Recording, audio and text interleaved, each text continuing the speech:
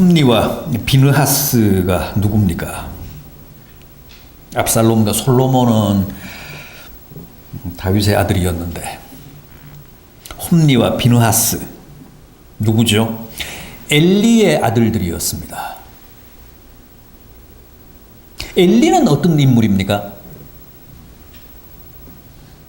고대 이스라엘 역사에서 엘리보다 더 유명한 사람도 흔치 않습니다.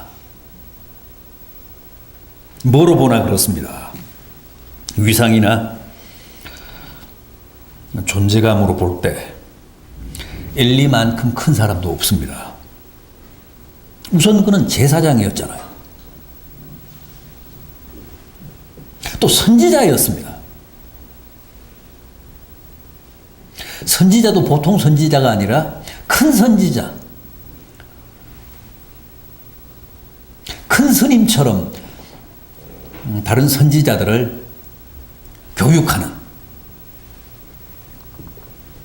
요즘식으로 말하면 신학교 교수 내지는 신학교 학장, 총장, 뭐 그런 사람이었습니다. 그런 인물이었습니다.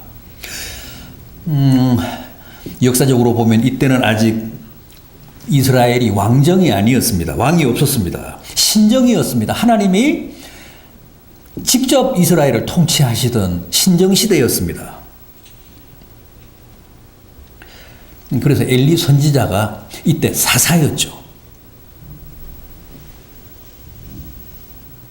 성경은 엘리 선지자를 이스라엘의 마지막 사사라고도 합니다.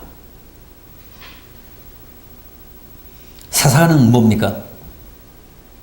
신정 체제 하에 이스라엘의 최고 지도자.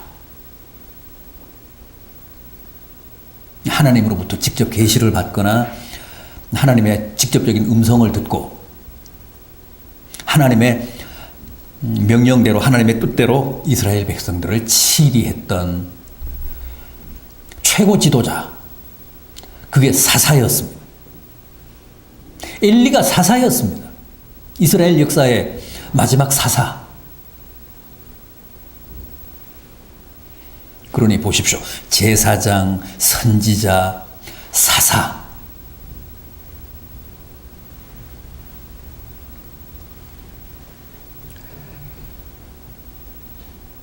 엘리는 저 유명한 사무엘 선지자의 사부였습니다.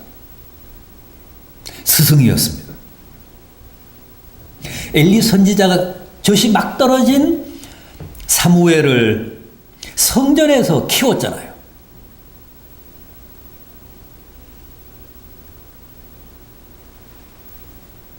한나가 서원에서 사무엘을 낳았고, 제게 아들을 주시면 하나님께 바치겠습니다 한 서원 그대로 한나가 하나님 성전에 사무엘을 바쳤기 때문에 사무엘은 어릴 때부터, 젖대고부터 사실은 엘리 선지자 손에서 자랐습니다.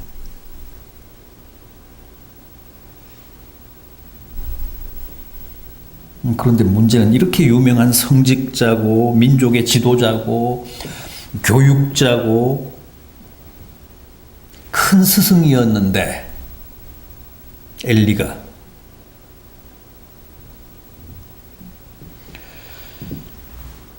남의 자식은 잘 키우고 잘 교육을 시키면서도 자기 자식은 제대로 교육을 시키지 못했습니다.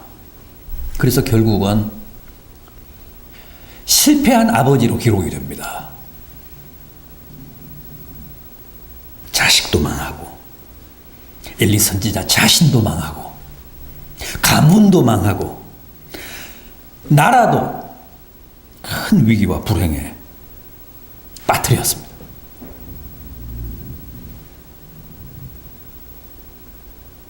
그게 다 엘리 제사장이 자식에 대한 아비의 사명과 책무를 다하지 못해서 빚어진 비극이라는 게 성경의 날카로운 지적입니다.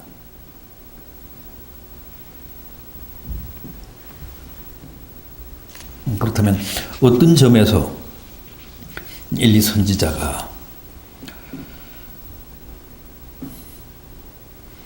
실패한 아버지였는지 한번 보겠습니다. 우선 자식들에게 꼭 필요한 믿음을 못 가르쳤다는 거예요.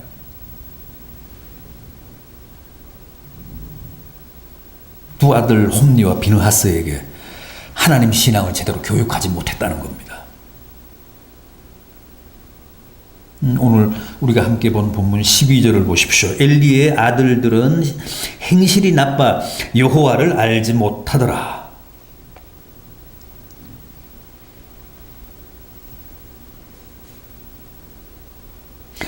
이 12절의 정확한 어수는 여호와를 알지 못해서 그들의 행실이 나빴더라. 그런 말씀입니다.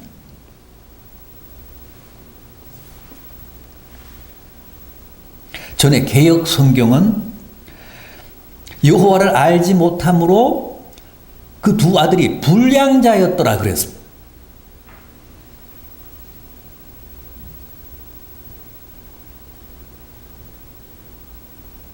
세상에 제사장의 아들들이, 선지자의 아들들이,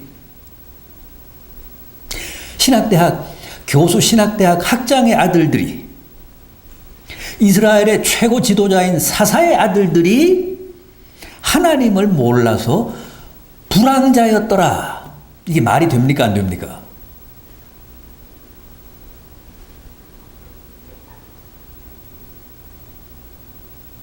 여러분, 누구나 그렇습니다. 아무리 목사의 아들들이고 신학교 총장의 아들이어도 제대로 안 가르치면, 믿음을 바르게 개성하지 않으면 누구나 하나님을 모르는 불황아가 되고 맙니다. 아무리 집사아들, 장로아들, 권사아들이라도 부모가 신앙교육을 제대로 안 시키면 절대 부모의 믿음이 자동적으로 자녀들에게 개성되는 법은 없습니다.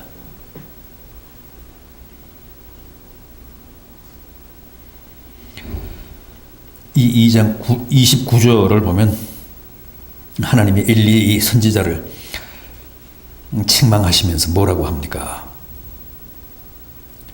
엘리 선지자에게 뭐라고 책망하셨습니까? 네가 아들들을 나보다 더 중히 여겼다. 이게 틀린 겁니다. 이게 잘못된 맹목적인 자식 사랑입니다. 어떻게 제사장, 선지자, 목사, 신학교 교수가 하나님보다 자기 자식을 더 중히 여길 수 있습니까?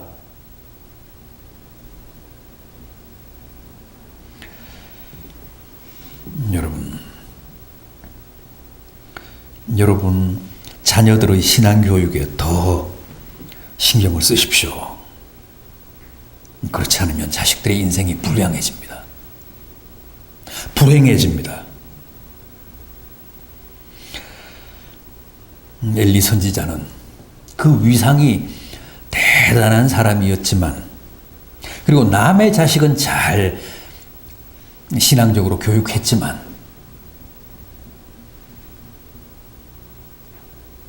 제 자식은 바르게 신앙교육을 하지 못했습니다. 그래서 두 아이가, 홈리와 비느하스가 다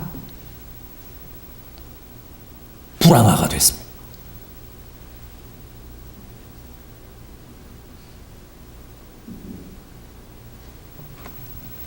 다음 엘리는 두 아들인 홈리와 비느하스에게 순종을 제대로 가르치지 않았다고 합니다. 이 2장 25절을 보십시오. 그들이 그 아비의 말을 듣지 아니하였더라. 2장 25절 중반절을 보면 그런 말씀이 있습니다. 그들이 그 아비의 말을 듣지 않았다는 거예요. 왜요? 어릴 때부터 순종을 제대로 가르치지 않았기 때문에. 이제 머리가 다 컸습니다. 어떤 말도 듣지 않습니다. 순종은 어릴 때부터 몸에 배게 가르쳐야 되는데, 엘리는 그렇게 하지 않았습니다. 하나님보다 더 중하게 여길 줄만 알았지, 하나님 말씀에, 부모 말씀에 순종하는 법은 가르치지 못했습니다.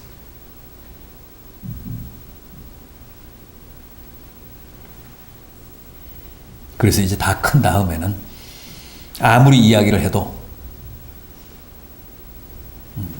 그 두 자식이 듣지 않았다는 거예요.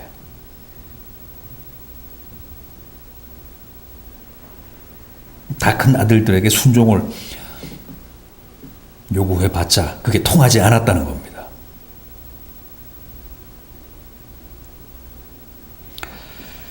이게 하나님이 지적하신 엘리의 큰 과오였습니다.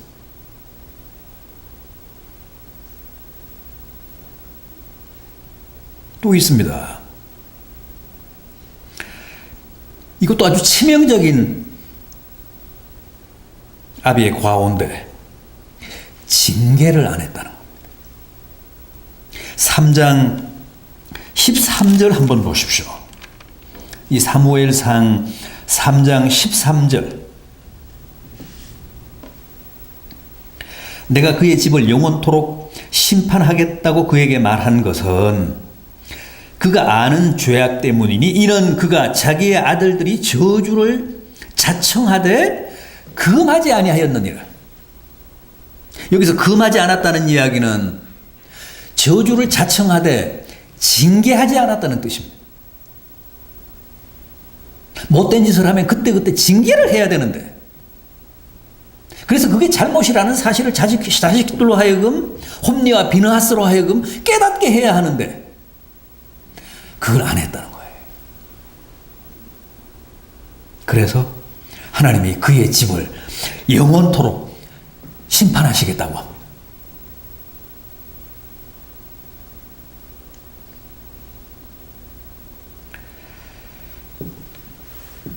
아들들이 저주를 자청하되 책망하거나 징계하지 않아서 결국 엘리는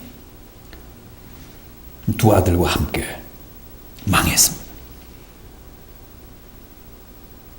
두 아들이 하나님께 드릴 성전의 제물을 상습적으로 중간에서 가로채는데도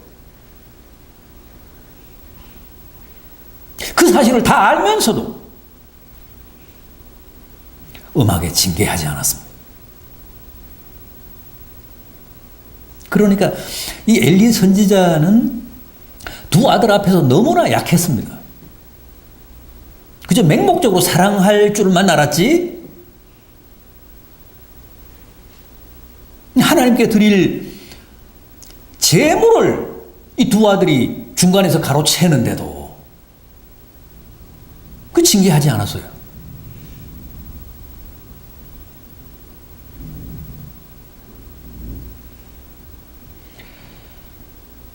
자녀 징계는 아비에게 주어진 고유한 책무입니다. 징계가 없는 아이는 사생자와 같습니다.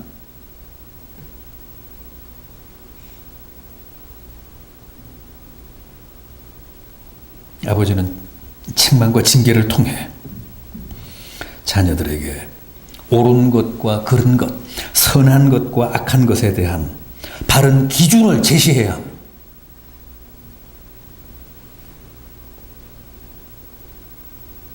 그런데 엘리는 아비로서의 이 신성한 책무를 방기했습니다.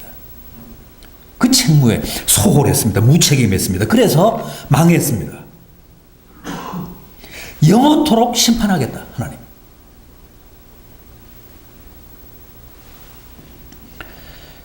그러시면서 결국 그 가정을 하나님이 저주하셨습니다. 어떻게 해요? 엘리 가정이 어떻게 망했습니까? 블레셋과의 전쟁에 나가서 홈리와 비느하스 두 아들이 같은 날 전사당합니다. 그 전쟁에 메고 나갔던 하나님의 언약궤를 적에게 빼앗깁니다. 그래서 하나님마저도 적의 포로가 됩니다.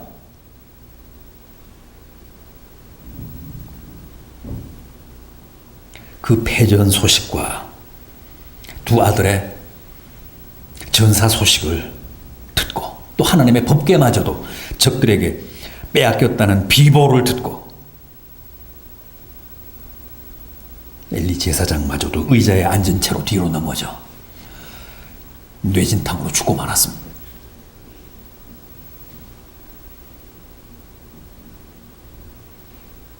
아비의 책무, 아비의 사명에 소홀하고 태만한 죄값치고는 너무도 가혹했습니다. 가문이 완전히 거덜나고 말았습니다.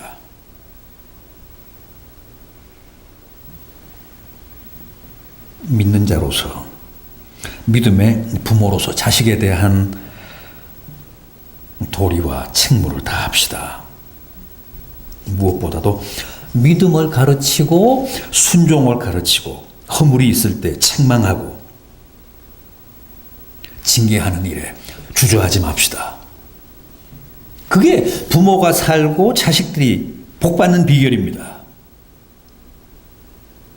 가정의 달이고 어버이 주일인 오늘 다시 한번 자녀들의 신앙 교육을 진지하게 고민해보는 부모들 되시기를 진심으로 기원합니다. 기도하시겠습니다.